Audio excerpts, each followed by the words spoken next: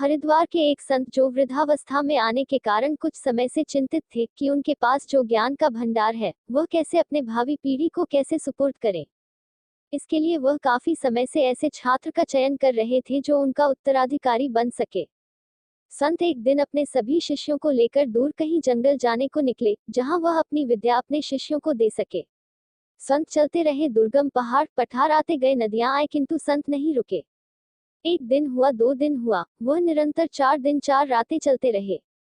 इस बीच रास्ते में कुछ छात्रों ने शिक्षा लेने का विचार बदल दिया और वापस लौट गए। कुछ छात्र 2 दिन साथ चलते रहे, फिर वापस लौट गए। कुछ छात्र भूख प्यास से व्याकुल वापस अपने घर लौट आए और कुछ छात्र जो रास्ते में ही बेहोश हो गए। किंतु संत नहीं रुके, वह निरंतर चलते रहे। अंततः ऋषि एक कुटिया में पहुंचे। अब उनके पास केवल 2 ही शिष्य थे। वह उन शिक्षकों को लेकर उस कुटिया में गए और प्रसन्नता पूर्वक कहा, मैं तुम्हें अपनी सारी विधाएं सुपुर्द करूंगा, तुम्हें गेहूं से हीरा बनाने की विद्या का अभ्यास कराऊंगा। यह कहते हुए उन्होंने अपने दोनों शिष्यों को गेहूं का एक एक दाना दिया और मंत्र पढ़ने को कहा। एक शिष्य मंत्र पढ़ते पढ़ते बेहोश हो गया, जिसके कारण उसका मंत्र अधूरा रह गया और हीरा नहीं बन सका।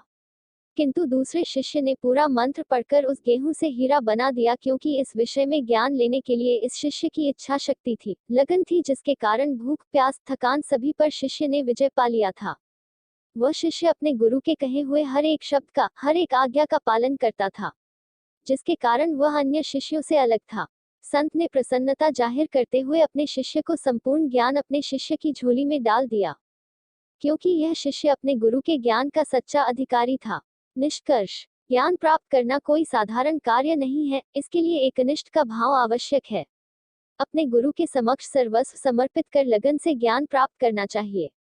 कबीर ने भी कहा है, यह घर है प्रेम का, खाला का घर नाही, शीश उतार भूई धरो फिर पैठो घर माहिन।